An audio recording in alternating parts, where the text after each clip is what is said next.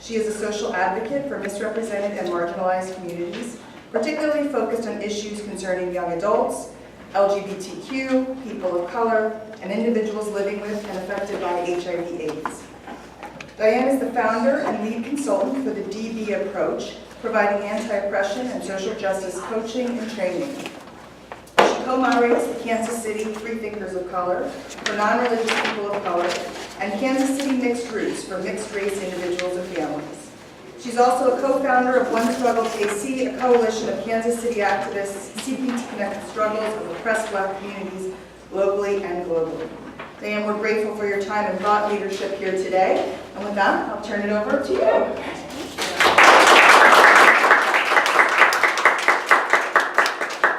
all for having me. I know some people drove some distance. I've already heard an hour and a half, so commend y'all for doing that much, for coming all this way. So this is going to be fairly informal. I'm actually going to bring this chair at about 25 minutes-ish, and then discussion, because we're scheduled to go till 4 p.m. Is that correct? Yep. Okay.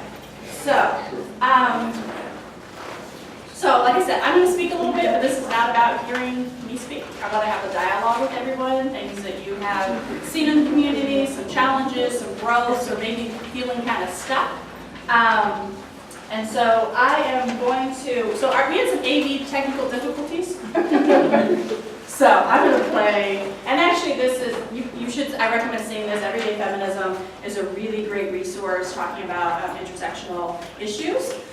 Jay Mace III is from Philly, lived in New York for a minute, and has now lived in Seattle. So this is a spoken word piece that he did. He is a queer trans man who identifies as both, was raised both Christian and Muslim, and kind of brings those identities into his work as well. But he does work all around the country, particularly on college campuses, talking about for queer folks to really harness their power and really to speak truth to power through poetry. So this is a piece that he did talking about allies, and so you have the transcript over there. I'm going to play it because it's probably going to be very quiet, but we'll see how it goes. This is from the book I just told you about. This is very high tech here.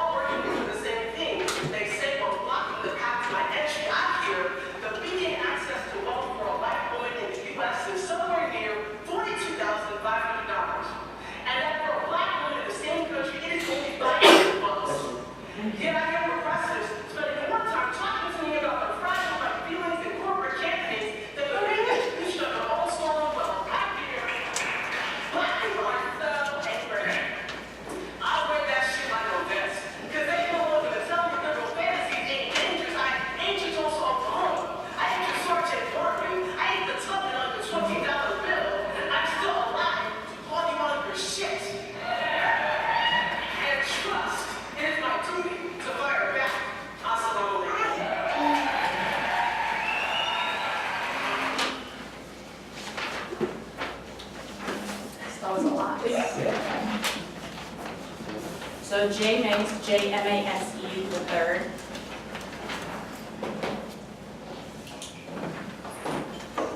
So I'm gonna let that sit for a minute, because there was a lot in there, right? We talk about progressive, we talk about liberal, we talk about ally. But then we also have to talk about the 80% of LGBTQ folks killed in this country are folks of color. We have to talk about that last year, the 23 trans women of color were killed in this country, murdered. We have to talk about that Orlando, 49 people were killed. Most of them were Latinx and Black folks. We can't talk about this work unless we center the most marginalized people that we work with. Plain and simple. And it's uncomfortable. I get it. It's uncomfortable. It's hard. We often don't want to deal with the reality. We often want to talk about, we want to help those people, but in order to help those people, we have to look in ourselves. And that's the hard part, because we have to unlearn everything we've been taught. Right? I think many of you probably went through school, and we got this education, and we learned about these groups of folks, and then we maybe got out of school, and then we started learning more, and we started seeing more folks, and then we went to college, and particularly for Black and brown folks, or even women, we started seeing college, we're like, nothing I learned in school was true. A lot of it was lies. A lot of it was from a very Eurocentric lens, very Eurocentric, white, straight lens. What does that look like, right? That's what this country was built upon. And we still need to start unlearning what we've been taught all of our lives. We're not going to be able to get anywhere. And so for me doing this work, I guess I'll talk about how I arrived even here today. This is not the me story, right? But this is about my identities, and my identities are intersecting, right? So J-Mase talked about walking into the world, about I don't have an option of not doing this work. I'm a queer, mixed race, Black woman. I definitely have privileges. I'm college educated, I'm mixed race, my mom's white, I'm college educated. I'm generally middle class, right? But also too, I walk down the street and people don't see a white woman walking down the street. They see a Black woman walking down the street. I am a more palpable Black woman because I am light skinned, I have curly hair, but still at the end of the day, I'm a Black woman, right? So what I try to do with my privilege is to give space, to use my voice to give folks that are darker skinned than me, folks that are differently able than me, for folks that might not even pass, right? Because I pass as straight presenting, right? So what can we do with our privilege in order to open the doors? So for me, learning how the world was different for me, I grew up in South Dakota, partially, from the ages of about 3 to 12. My mother's white, and I'm pretty sure that my mom left South Dakota because she knew that South Dakota was less than 1% Black, and it was not a space to generally raise Black kids, because there wasn't Black community. I knew a family who was part of the state chapter of the NAACP. The father of the family was a Tuskegee Airman. The mother had a PhD and did amazing educational work across the country, but I didn't have connection to Black folks. But I lived all around the state, and I lived on and off reservations, and I saw how Native folks had similar situations to what I did, right? I didn't have words for that, but I saw how folks were treated differently. So when I was 12, I left, and I went to California, and lived out in the desert, went to high school, did sports, went to college, went to school for sociology at Cal State Long Beach. I really just started seeing more and more how everything that I had thought, I finally was starting to have words for, right? And I think so many times we tell ourselves we can't speak our truth.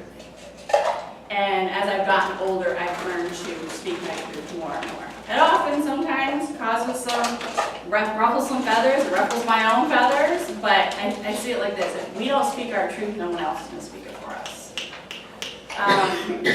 So I was in Cal State Long Beach, and then I went up to the Bay, and I was doing HIV work.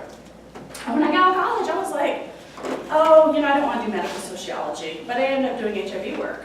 And I quickly saw how much racism is in the queer community. I think we often think oppressed communities can't oppress communities, but the work I was doing was working with predominantly Black and brown folks that were affected and infected with HIV, and quickly saw that the LGBT Center only really wanted to partner with us for Black History Month. When they had their, their agenda, they had their deliverables, right? Everything if it can't be quantified, it doesn't exist, right? They had their deliverables, and they would call us when they wanted us to fulfill the Black and brown quota for the week or for the month. So I was like, this is some shit, right? I can cuss here, Yes. I'm told I'm doing something where I can't cut. Sorry, just listen to bullshit. And so I went back to grad school and went to San Francisco State, ethnic studies, and I was like, okay, my people, black and brown folks, we're going to talk about, this is where black studies started, this is where ethnic studies started, and then saw how my own folks, black and brown folk, were doing the same shit that white folks had done to them in the 60s. So that was my reality of the reasons which internalized oppression plays out, right? We can talk about oppression all day long, but at the end of the day, we don't need dominant societies to tell us one thing or another if we do it to ourselves, right? And how we've internalized, and we've all been taught these narratives and these scripts. So I was in California for 18 years in total, and I was supposed to go to New York. So I'm gonna go to New York, lots of people, and I ended up in Kansas City. Right in the middle of the country, by chance. And I went through some severe stuff in the Bay, and I ended up in Kansas City, and I didn't know anything about it. I didn't know about the Chiefs, I didn't know about barbecue, but I quickly learned that, how many of y'all been to Kansas City before? Lots of hands, everyone knows people. So I've been to Kansas City, Missouri. Kansas City to me is the South and the Midwest blended together. Is a lot of the Midwest nice? We talk about the coast, how people are very upfront, racism plays out in a different type of way. In Kansas City it plays out like we don't want to make people mad, and not making people mad just creates more problems, right? A lot of passive aggressiveness, how that plays out. But then also, the grandfather of redlining, J.C. Nichols, is from Kansas City. And Kansas City is 30% black, but you would not know it if you were just to wander around town. And so segregation definitely plays out all across the country, and it plays out here in DC in a particular way, but in Kansas City it's very stark, and it plays out in the black-white binary. So the work I started doing there was really, I worked at a clinic, and then Ferguson happened. And we're only 4 hours away. And Ferguson in St. Louis, people think, oh, Missouri, you have some sisterly love. And not that there's rivalry, but there's two different ends of the state. But since I wasn't from there, everybody was looking at me like, what's going on, what's going on? And quickly saw the narrative of what the media portrayed, what was going on, versus what happened when I went there for the weekend resistance in October. And I know folks that went right after it happened. And, I think probably you've had discussions, or now that it's, a year and a half later, knowing what the media tells us about communities and the reality are two very different things. And I went, it was a celebration of love, right? We talk about doing this work, and there's a difference between doing the love, and because oftentimes we come from a place of love, we're like, we're gonna sit together, and we're gonna hold hands, it's gonna be kumbaya, and we're all people. That doesn't do us any good. Doing love, coming from a place of love, is about doing the really tough work of grappling, like, this really feels uncomfortable. What am I gonna do with it? Am I gonna sit with it, or am I gonna move on? And so many times we want to move on. And that's the hard space, right? Particularly as adults, right? We know it all. The older we get, the more stubborn we get. Like, I know what I'm talking about, right? And really to listen to the people that are most affected. And so when I went to Ferguson, I'm now 36, I was 34 at the time. I was one of the oldest folks there, right? And so I am on the old end of the movement, right? And so looking at the young folks were in the streets saying, enough is enough is enough. Right? I know that there are folks out in the streets here too. Baltimore, definitely street people are out in the streets. I don't know if people want to talk about that narrative later. I think that's really important. But I think for me, getting back to Kansas City, I was like, I went to Ferguson, and they're like, that's nice, come here. What are you going to do when you go back home? Because it's real cute to show up to a protest, to have your sign like, I did this, and post it on social media, but what do you do when you go back home and you talk to your friends and family, or you go home for Thanksgiving and you're talking to your family and no one says anything when someone drops an N-bomb or someone says something really problematic? That's the hard part, right? We often don't want to upset our family or our friends. But the part of doing this work is taking those risks, and these are relationships that might be damaged, or it might even be lost. And through this work that I've been doing as I've become more outspoken, I have lost people in my life because of the work I've done. Right? I have to do things to protect my heart and protect the work I'm doing. And we're often taught that, like, you just want to make people mad. Unfortunately, if that's the reality and we live in a violent society, speaking up, it's a risk we're going to have to take. And I think that's where a lot of us get stuck. Right? I don't want to lose this friend because this friend, has been here for so many years. But this friend's really problematic. If you try to have conversations with your friend, it doesn't go anywhere, what do you do next? You maybe have to let that friend go. Or jobs. Right? I've been in many toxic jobs. I think we could probably all raise our hands about jobs that we've stuck with because of the money, and understand, this is a capitalist society and we have to stick with it. But at the end of the day, if we're not feeling healthy and we're in this toxic environment, what do we do to get away from it, right? So the work I've been doing in Kansas City, particularly with the movement for Black Lives, is talking about, you know, conversations about uplifting young folks, uplifting Black narrative, and letting Black folks speak for themselves.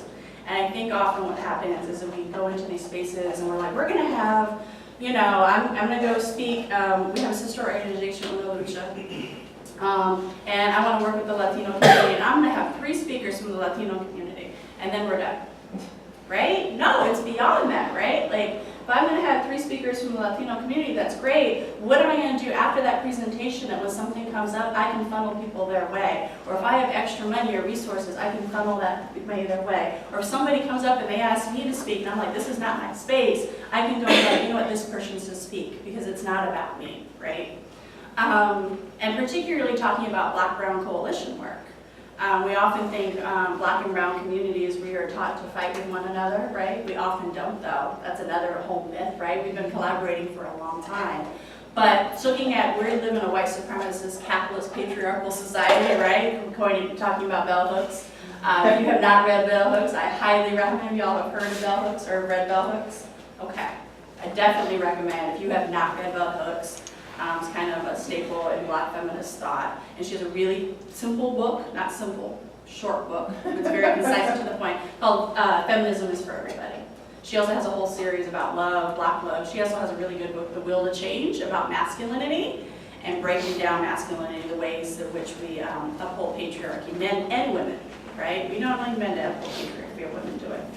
So doing the work in Kansas City has been really enlightening for me, particularly talking outside the Black-white binary. I think for me it has challenged, like, who are we leaving out of this conversation time in and time again, right? If I'm working with Black folks in Kansas City, I'm making sure that I'm actually really reaching out to our immigrant communities. There's tons, I believe about 800,000 Black immigrants in this country. There are Black refugees in this country. And not only to come just speak about something, what are issues that are really needed for that community? And I'll be honest, we have not done the best with that, right? Folks have come to our stuff, and that's great, and I'll build with you, but we have not gone enough into those communities, and that's something I own. And when I go back home, I need to make sure that I'm uplifting all Black voices. The other piece I kind of want to share is, I think it would be remiss of me to not name, and I know it's a few weeks ago, it is still very raw for a lot of folks, what happened in Orlando. How many of y'all knew within the first, like, 24 to 48 hours that all the victims were Black and brown folks? Most of you knew. That's good. I did a presentation last week, and a Black woman said she did not know. Right? So we talk about this narrative, right? And so the media came out, and yes, the queer community was targeted, but also this man was specifically targeting Latino folks. And so what's happened across the country is that there's been many LGBT organizations that have, I've heard a couple have actually been pretty quiet, which is surprising to me. But in Kansas City in particular, I was out of town when it happened, but there is a choir that happens, and it is all white gay men. And afterward, the vigil that happened that Sunday was all white folks and our Black Republican mayor, who talked about homophobia. I'll give it to him. He's very powerful about speaking about that stuff, but he did not fact the fact that Black and brown people were affected. So we're talking about that the LGBT was deeply affected, yes, but we also, if we are silencing and not talking the fact that this was mostly Afro-Latinos, Puerto Ricans to be specific, then we are further traumatizing and silencing another community. And I think for me, that was really huge. And the more people and I've talked to somebody the other day who's been in racial justice work for 30 years. And he said he heard a presentation of someone talking about racism in the queer community. He's like, what? It exists? To me, it's even worse. It really is even worse. And I think it's because no matter what our oppressed community is, we think that we can't oppress anybody else. And then when we think we can't, and then we have the conversation of where we're called out on or gets brought to our attention, then we become defensive and we shut down. So in Kansas City, there's a second vigil being planned for this coming Sunday, and Latino folks were not centered. Again, this is the second time it happened, so people started speaking up. They're like, what's going on? What's going on? And a white gay man came, was like, well, I've been a part of this, and I didn't know any better, and and became defensive. And then his partner, who's a person of color, came to his defense and said he didn't really mean it that way. And then this man went on his own Facebook page and then said, said, I've been doing this work, it's really tough for me, I'm gonna take a step back and not organize with the LGBT community anymore. This white gay man. Because someone was trying to hold him accountable for silencing people, right? And I get it, it's tough, it's hard, you're scared, you don't know who to go to, but that's the absolute worst thing to do, is to leave a comment, one, or to step away. He has the privilege as a white gay man to not do LGBT work. I don't have that privilege. Many people I know do not have that privilege. And so the tough part is when we are called out on something, what are we doing to hold each other accountable? I'm going to close with a couple, because I don't want to talk forever. A couple points, I think, is working with our peers. Particularly since, I'm sure, many of you are not religious, right? This is the Western Ethical Society, right? And the ways we want folks that are religious, particularly since this is a Christian-dominated society, we want Christian folks to do the work with themselves, right? I wasn't raised in the church. I don't speak Christianity very well. I don't speak the Bible very well. I don't do that work. I do much other work besides identifying as atheist. But I know some pissy Christians that will go and call other pissy Christians out and be like, you're being hypocrites, right? You need to do that work, right? Men, you need to talk to other men about breaking down patriarchy, right? We can talk to women all day long, but you gotta talk to other men because it's gonna be received in a different way. White folks gotta talk to other white people in doing this work, right? We can't just keep going to black and brown people and go, teach me the ways. If you're not doing the work within yourself to break down white supremacy, it's no good at all. And the other piece of it, it's emotionally exhausting, right? For me to present in this world as a queer woman, I have to live with this every day, and then to go to explain it to somebody else is exhausting for somebody.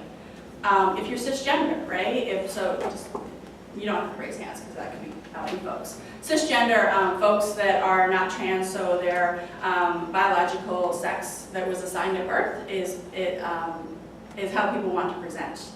Trans is actually an umbrella term. It doesn't mean that somebody has necessarily gone through the transition. There is no transition. There's no magical surgery, right? That in and of itself is problematic. We're talking about folks should identify or present as male or female and binary. Trans is for someone who identifies who's not along the gender spectrum, right? So for me, as a cisgender person who identifies as woman and presents as female and also feminine, I have to give space and uplift trans folks because there's a lot of transphobia in the queer community, right? And so we can't just go and do Trans Day of Remembrance and talk about, yes, all these people have been killed and all these people have committed suicide. Yes, that's terrible. We need to do that work. But we also need to give trans folks a space to talk about resiliency. What are the things that these communities are doing and have already been doing that's beautiful and wonderful, and let them decide and tell that story. Because oftentimes when we're doing this work, and I have fallen into this trap of talking about folks' strategy, that at the end of the day becomes poverty porn. Pain is not here for entertainment. What are the things we're talking about, the really amazing things in these communities? For example, when I went to Cleveland, there were 1,200 black folks from across the country, the Movement for Black Lives. And yes, we were talking about police brutality, we were talking about systemic racism, but also it was a celebration, right? We were dancing and singing, and people were having fun and getting to know one another, right? That is resiliency, and if we're not able to talk about the resiliency in our communities, we're gonna be exhausted and we're gonna burn out. So I will leave on this point, because I definitely want to open this up for a conversation. And I know some of y'all have done a lot of work here, from what I've understood about talking about breaking down white supremacy and doing a lot of work about anti-privilege, so that is huge. And then also too, it's like, what is the next step, right? We can talk about this stuff all day long, so what are we doing to move beyond that? The number one thing is being in a place of privilege is giving up some of the power, and that's hard. That's really hard. Like I said, taking risks. So organizations that you're involved in, what does the leadership structure look like? Are there folks of color there? Are there women there? And if they're brought in, are they actually nurtured and stay? Because what happens so many times with folks of color or even other marginalized communities, we're brought in to do work, and then we actually start speaking our truth, and then it's just a little bit too real, and then we're pushed out the door. And that's very, very real. I think, particularly women, you can see that happen time and time again. Like, oh, so as we start speaking up, we're the mouthy bitch and we're out the door, right? So not only giving people that power, but then also trusting that people know what they're doing. right? And that is huge because so many times people get burnt out. I was talking, and I forgot your name, Michael.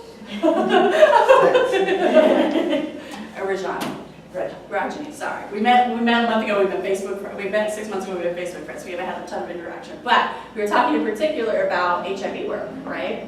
And HIV work and the ways in which Black and brown people are leaving HIV work, although we are the most affected in this work, right? And the ways that women are shut out, the way people of color are shut out. And so the environment, it's not about individuals, it's not about good or bad or trying to avoid the R word, the racist word, right? Like the fact that I am a cisgender woman, that I automatically come from a space of transphobia. That is the world I live in, and I have to do everything in my power to break it down and not be transphobic.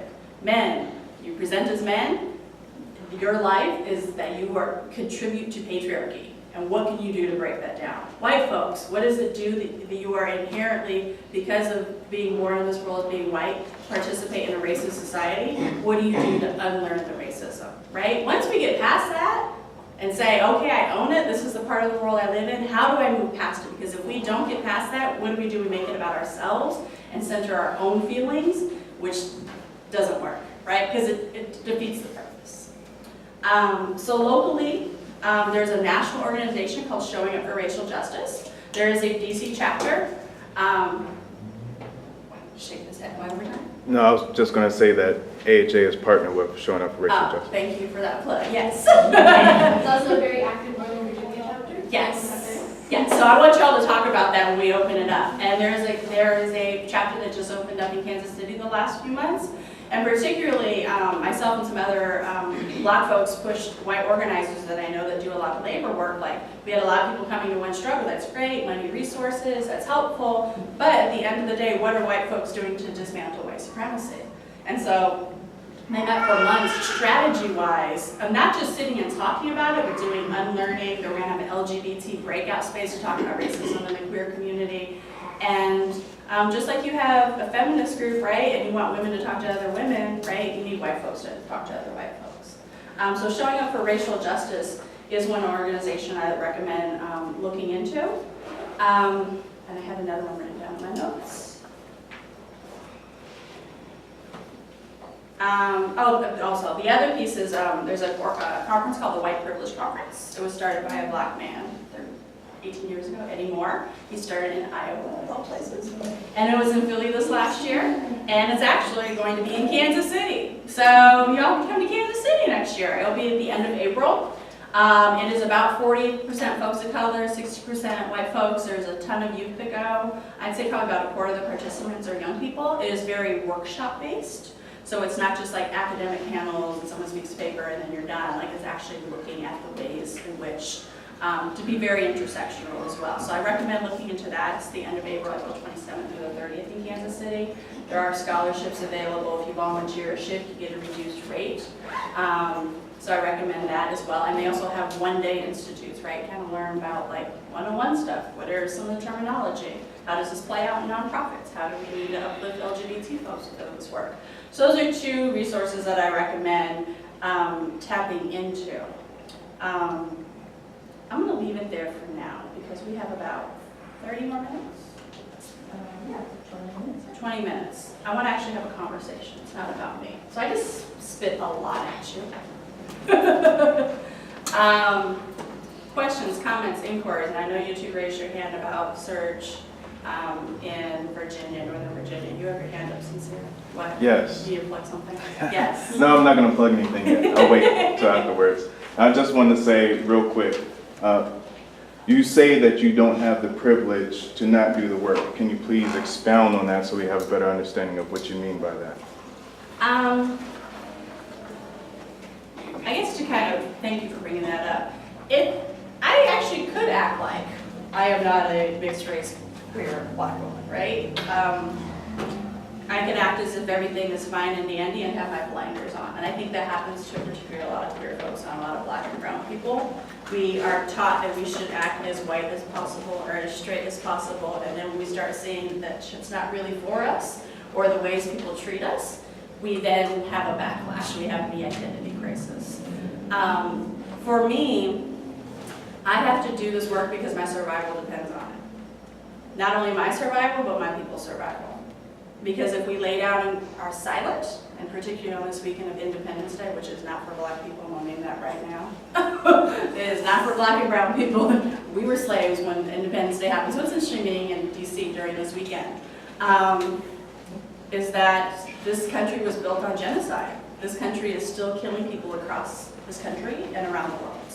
Right? And in order for black folks, particularly because I'm black folks to be free, I have to continue to do this work all day, every day. Right? It doesn't mean I'm going to take a little break and have a little bit of fun, because that is also relevant to my survival. I'm all about the turn up, right? I'm all about that, but it's also that I do not have this, right? If I don't engage in this, maybe I will physically be around, but I will mentally be dead. I will check out, I will go into corporate America, I will become a zombie, I will just I'm just gonna work till retirement, I'm gonna make it till retirement, and then I'm gonna go buy a house in Panama and displace more people, or in Mexico and displace more people, and then I'm gonna be fine. No, what is the work that I'm doing each and every day? And I get it's exhausting. I get it, it's exhausting, and we screw up all the time. I screw up all the time. But the purpose is, if you screw up, how do you lean into it? Anybody follow? So y'all gonna be surprised. I follow Brene Brown. I like Brene Brown. Y'all heard? Lean into discomfort, right? I have her whole series, right? She names bell hooks, so I was like, okay, go ahead. Leaning into discomfort, being vulnerable. We're taught in this country that it's all about me, me, me, me, me. It is really about the collective. And it's capitalism's role to tear us from the collective, because we all just need to be worker bees. And the more we unite, the more power we have. So did that answer your question? It was a long-winded answer, but. I already knew what you meant. Okay. Wanted to be more so everyone else did. Okay. Yes. Two questions. Yes. First is, one trouble that I keep running into is I'm always afraid that by talking to my fellow white people about racism, that I'm actually speaking over black people and people of color. There's this couple of friends on Facebook who, and every time they say what's wrong with saying all lives matter? It's why am I the only one that has to explain to him, why that's, decentering the conversation about police violence against, people of color. It's I don't want to be the stereotypical white liberals, I know black people, I know everything. So I was wondering if maybe you could explain how to better catch myself, or all of us, we can better catch ourselves to not